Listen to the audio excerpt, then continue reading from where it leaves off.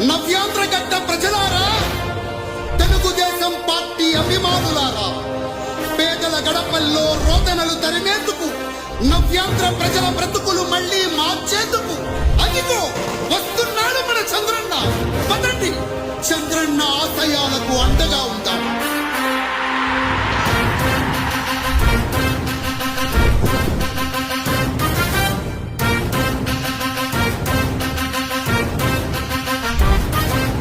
ఆంధ్రుల నమ్మకం, పేదల